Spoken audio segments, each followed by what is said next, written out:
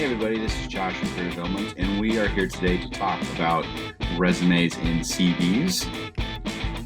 The first thing that we're going to go over is resumes, and what we're going to talk about before we get into the specifics is what is a resume exactly.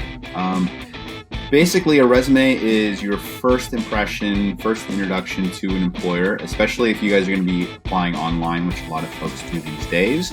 And because of this, you want to go the extra mile to make sure that you have something that is great, it's personalized, and it showcases the highlights, your accomplishments and goals and all sorts of things like that will help distinguish you from some of the other candidates you're going to go up against.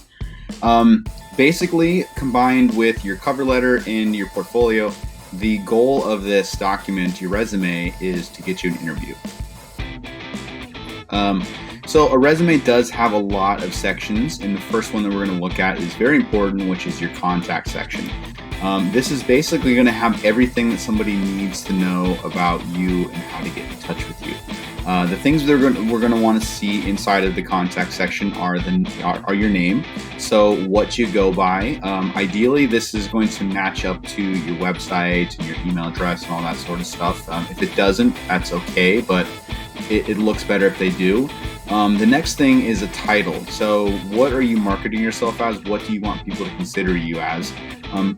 Basically, a good example is if you're a graphic designer, are you a designer, a graphic designer, a visual designer, something like that.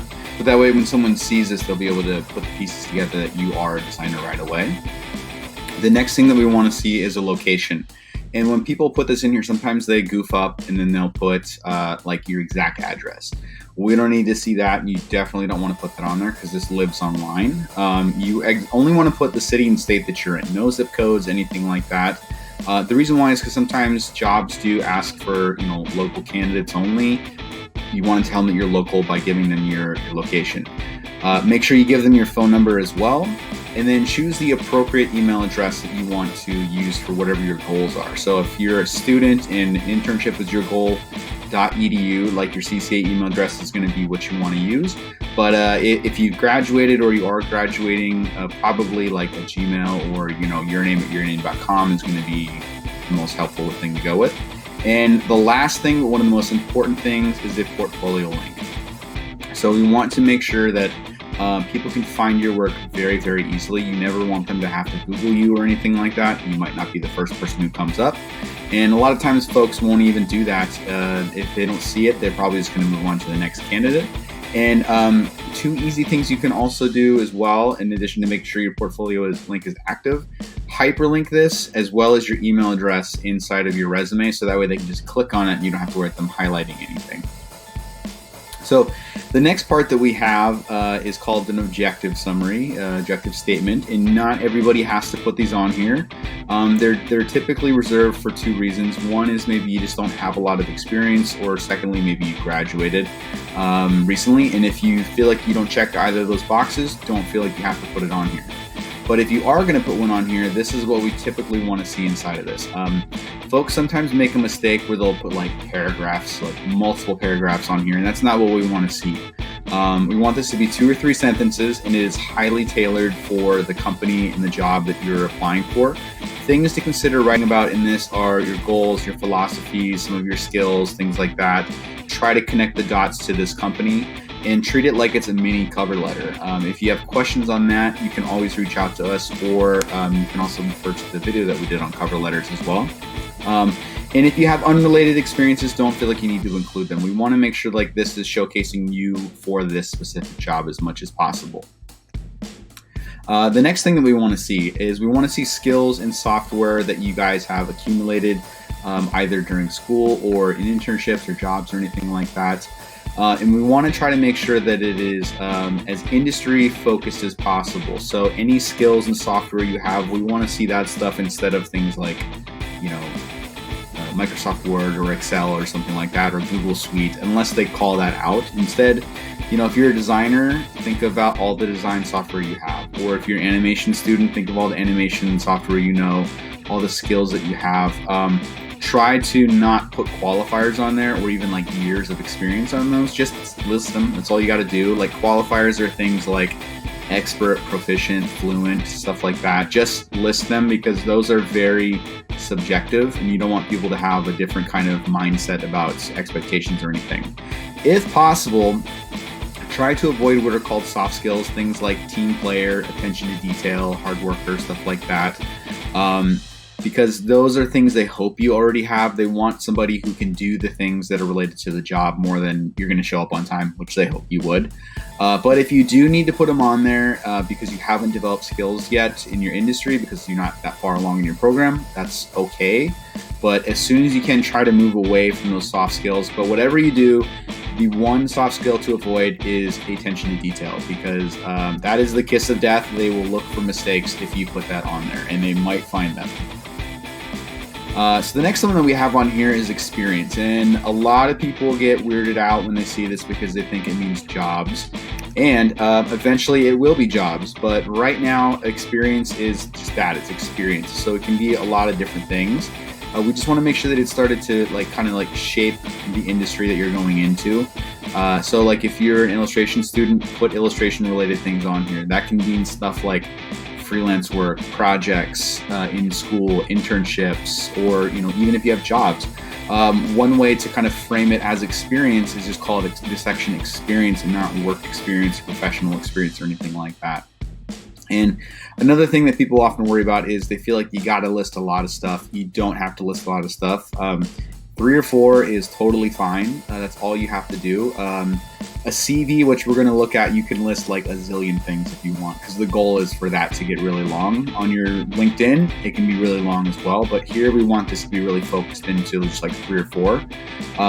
Your experiences are going to rotate off as you get new ones. So if you have 4 of them on here and then you get another job, you don't have 5, you still have 4. The one that just came to the top is going to push the one on underneath it all the way down. So you still have 4 things on there. And we want to just make sure we're keeping your resume really scannable, which is the goal. How we're going to list that experience. So if it's a job, an internship, or anything like that, it's the name of the employer or the organization. If you're listing a project, that would be the name of the project first. And then we're going to put your title or the role that you had. Location, again, city and state, very important, because some companies do have multiple offices, like citywide, statewide, nationwide, worldwide, things like that. And you just want to be very clear. The duration. So a lot of times folks will kind of goof this a little bit too. You want to tell people exactly how long you were there. Don't just list the year, because that could give like a false impression. 2018 through 2019 gives the idea of you were there for a whole year, possibly longer. But what you want to do is just think of December 2018 through May 2019. That gives a more accurate idea of how long you were there. And then we want to have a good description. So with the description, you want to focus in on something. If you are still there, everything that you write should be in the present tense. And if you're not there, write it in the past tense, just so that way it makes sense. And then we're going to list things in reverse chronological. So the newest thing is on top, and then we go back in time that way.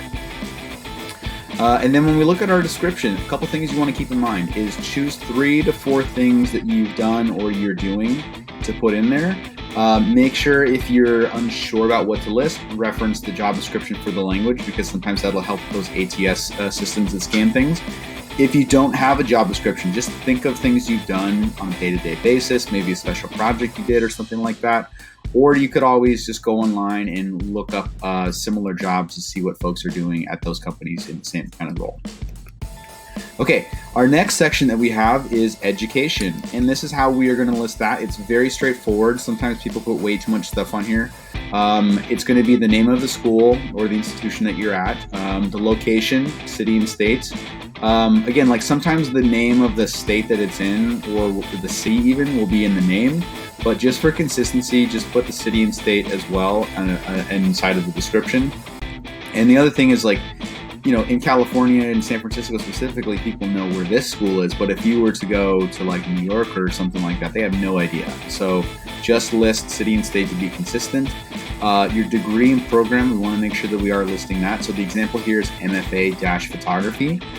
One thing that I do encourage you guys to do is if you're unsure about what specific degree you're getting, reach out to your advisor, because I've worked with a lot of students who are unsure of that and they end up shortchanging themselves. And so they'll credit themselves for something else instead of a really cool degree that they are getting. For your graduation date, we only want to list when you're graduating, not like the whole attendance. So for experience, we will list how long you were there from start to finish. But for graduation, just tell me the month and year of when you graduate, not like fall or summer or anything like that. And the reason why we don't list the entire duration is because sometimes a degree will take you longer than the allotted time it's supposed to be for whatever reason, and you don't want people thinking like this 4-year degree took this person 6 years to get. So it's no one's business why that was. So just list month, year of when you graduate, and then if your graduation date is in the future, at the end of the year, just put in parentheses the word expected or anticipated or something like that. And then if you are going to school and you're getting like an MFA or a doctoral degree or something like that, you can list multiple degrees, but we only want to list things that are completed, and we list them again in reverse chronological with the newest one on top and then go back in time. A couple things to keep in mind here is only showcase completed or ongoing degrees or certificates. So if you transferred in, don't list that. No transfer schools, because that gives a false impression of how many degrees you might actually have. So just tell me the school you're currently attending is all you got to do. No high school experience. The rule of thumb is if you're in college, we can assume you graduated high school. And then no one-off classes. So if you just took a fun class to learn how to code or a language class or something like that, you don't list that. You only want to list things that you're getting certified in or you're getting a degree in. That's all you have to do. The next thing we have is something called other categories, and you don't list this as other categories. These just what they kind of fall into. So the first category is if you speak multiple languages, you can totally list that, and oftentimes that will help you if you are applying for a job, because sometimes that's something folks look for. Again, no qualifiers, nothing like fluent, native, conversational, just list them is all you have to do. Volunteer experience, so that could just be naming the organization, when you did it, where it was at, things like that. Similarly for awards, so if you have industry or academic awards, just tell me who you got it from, when you got it from, and what the name of the award was. Okay, so now we're going to look at the look of your resume, which is very important because, as I mentioned in the beginning, we don't want to have like a Google Doc or a Microsoft Word looking resume as much as possible. You do have to stand out from the crowd because employers within 6 to 7 seconds will decide you go in the interview pile or the not interview pile. And if your resume looks like a lot of people, you're not going to get out of the not interview pile very easily. So a couple things you can do. Choose a good typeface that's kind of reflective of your industry. So like if you're in design or animation or anything that uses a lot of technology, I would say use the sans serif font, which is what this is, because they look more cutting edge and modern, which is kind of what you guys do. But if you guys want to use an old-fashioned one, you can use those effectively. That's like Times New Roman and things like that. You can, but just be aware of what they communicate. You can certainly use multiple colors if you'd like. 1 or 2 at the most is good, and just reference basic color theory for kind of things you're going to choose. You can also put in a logo if you want. It can be your initials. Sometimes people do caricatures of themselves if they're like illustrators or animators or anything like that. You can certainly do that, but don't feel like you have to. And then if you want to put graphic elements in here, like lines, dots, icons, stuff like that, those are sometimes good breaks, and they can help your eyes move around the page a little bit too, and kind of like make people focus in on certain information. And here are some final tips on resumes. So your resume is what's called a living document. It's always updated because you're always going to be getting new experiences, new software and skills, things like that. You always want to make sure you have that updated. You can have multiple resumes. You don't have to have just like a one-size-fits-all, and oftentimes by customizing it and having multiple versions, that will help you get noticed a little bit faster. Your resume is always one page and one side, no matter how long you've been doing stuff. Especially if you've only been working like for 3 or 4 years, you should not have a 2-page resume. This is one piece of your personal branding, which includes things such as your business card, website, maybe even the letterhead for your cover letter. And we all want this to kind of be like harmonious, have the same colors, fonts, things like that. Again, keep it scannable because people have 6 to 7 seconds. And negative space is a good thing, Don't feel like you have to jam a bunch of stuff in here because you want people to be able to read this. You want their eyes to be able to rest on things and make this enjoyable, so that way they will want to talk to you guys. So that is resumes. Now we're going to go over to CVs. And a brief note on this is oftentimes when you apply for jobs, sometimes it will say resume/CV. They get confused. They really mean resume. So if they're asking for you to upload a resume/CV, it's most likely just your resume. But now let's jump into what a CV is. So the differences between a CV, your resume is it's one page, like I said. It's tailored to a lot of jobs. It's a snapshot of relevant skills and experience and things like that. Whereas your CV might be the same length right now, but it's going to keep growing. This is a very in-depth look at what you're doing, but everything is art related, all art-centric stuff. So education, skills, galleries, awards, things like that. Everything should be related to art, and it will grow to be multiple pages as you go forward. And they're all single-sided. So if you have a 5-page CV, it's really 5 pages. So a CV stands for curriculum vitae. It's a document that you're going to have to use if you're hoping to work in any kind of art-related field. So galleries, collections, exhibitions, or even academically, you're going to have one of these ready to go. And then again, in contrast to your resume, a CV, it's going to highlight your professional accomplishments rather than your experience and some of the qualifications. But everything is going to be art-centric and art-focused is what we're going for. And then with your resume, there was only like several sections we had to put in here. With the CV, there's a lot of sections, and some of them are repeats from the resume, but you don't have to put everything in here, and you might not ever get to the point where you need to put everything in here. But let's run through the sections that we're going to have. So the contact section, again, name, email, phone, portfolio, all that kind of stuff. Education, either only completed or in progress things. Again, no transfer stuff, no high school things. Professional experience only related to art. So any kind of professional experience with that world, that's all we want to have. Any awards, grants, fellowships, your exhibition record, which can be any combination of solo shows, group shows, collaborations, things like that. If you've ever been commissioned to do anything, you can put those in here. Your bibliography. You know, if you've been in any kind of like publications, like, you know, magazines or anything like that, or online, you can have that stuff here. If you've ever written things, this is different from your bibliography. If you've ever written stuff as an author and been published, you can put that in here as well.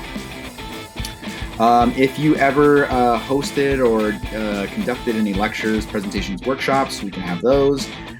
If anything falls into the collections, public, private, we can have those. Any residencies you've done, any professional services, technical abilities, which are your skills. If you've done any consultancies professionally, any professional organizations you are a part of in relate to the field you're in, you can list those as well. Only things you are currently members of though. And then some of the last things in here, again, if you have languages, you can put them in here, no qualifiers. And then this is one some people never get, which is totally fine. Any gallery affiliations. So if you're represented by a gallery, totally list them, but only current ones, no former representation. And then with your resume, we don't want to put any references on there. Whereas on the CV, we want to have those queued up and ready to go. Have 3 to 5 of them that you've already kind of like pre-approved, gotten the okay from to list, because folks will reach out to those people. So this we are going to put references on at the very, very end. And then in a teeny nutshell, that is how you will write a resume and or a CV. And if you do have any other questions, always feel free to email us and schedule appointments or reach out in any kind of way so we can help you. Hope this was helpful. Bye.